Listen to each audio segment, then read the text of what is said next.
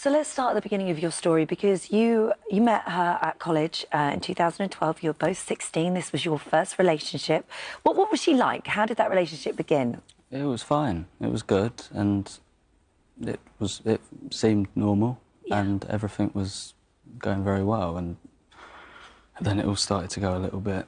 Well, there were sort of signs, weren't they? Warning signs early on. She liked game playing with you. You'd go on holiday and she'd disappear for long periods of time. And did you say she was? She is an intelligent woman, but she used that against you. Yeah, she was academically very bright. She got a lot of A's, went to university, obviously, and I wasn't of that type, and I think she used that quite a lot. In what way? What did she do? Just to belittle me, say you're dumb, you're stupid, you're thick, all the time. And you moved into her family home, and the emotional abuse stepped up here, and there was an incident where she told you that your grandfather had passed away. Yes. I remember I was sitting in the bedroom upstairs, and she come in to the room and said, "Oh, my mum's just got a message on her phone." I said, "Oh, OK, what's that?" And she said, "Your granddad's died." Well, me and my granddad were like that. He's watching it now, and he's probably... But no, I mean... Yeah, And she let you believe that for a long time? 2 hours. You were crying. 2 hours I was crying for, and I was just kept saying sorry, I didn't say bye and all this. And then, as she even said, "Do you want to go down and talk to my mum about it?" So by then you start thinking, oh, it's real. Wow. And then about half hour after that she said, "Why'd you care?" I said, "What do you mean? It didn't happen. It's not true." She isolated you very cleverly from your family and your friends. She took your phone away from you, closed down your Facebook page, opened up another Facebook page, and that was the one that she was in control of. So 2016, you move in together, and this is where the physical abuse starts. And I mean, this started off where she'd be hitting you over the head with bottles, and and knives were used also. In what way? How did she... Well, it started off, I was lying in the bed, and she would wait till I was asleep and just hit me on the head with a bottle. I managed to get rid of the bottle without her knowing. And then she moved on to a hammer. She started hitting me with hammers everywhere, like my shins, arms, head. And then I managed to throw that hammer in the field opposite. So I thought, oh, it's over. But then everything she could find to hit me with, from bits of wood... She made you sleep on the floor? Yeah, I slept on the floor for about 8 months with... I had to wear my own clothes that I wore in the day. I probably wore the same clothes for about 4 days because I couldn't take it off, and I was putting clothes on top of me as my quilt, and I had clothes as a pillow. And you were too scared to complain or do anything about this? Yeah, there was nothing I could do. I had no way of contacting anyone, and if I did do it, I would have... She told me if I ever tried to leave, she'd kill me. And these things just came out of nowhere. There wasn't anything that pushed the button to make it happen. It's just, I don't really understand why, but then it just developed into more. Well, when did she burn you?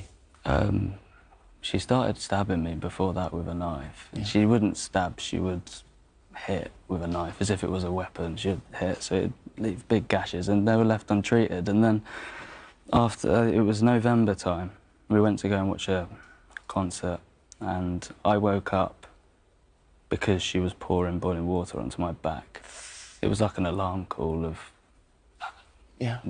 And of course, your back is scalded, and you would normally need to get medical attention for this. She left it. I remember walked around that city centre, and I said, I begged her, should we just go to a pharmacy? I need cream. And I just remember having a T-shirt on.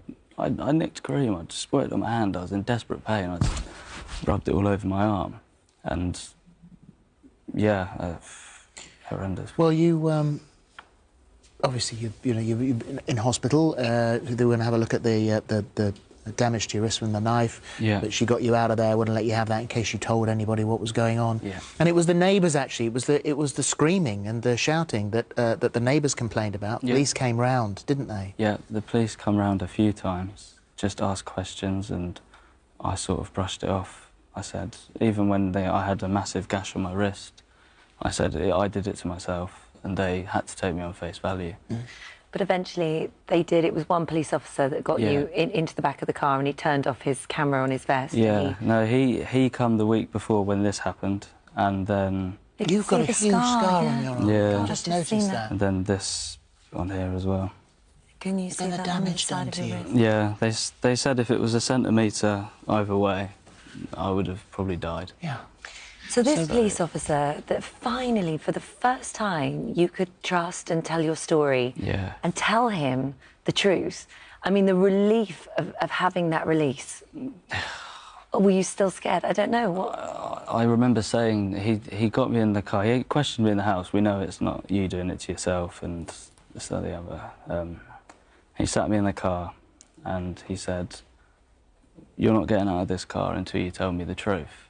And I said, I'm doing it to myself. And he goes, you're not. He switched his body camera off and he goes, you're going to tell me now, straight away.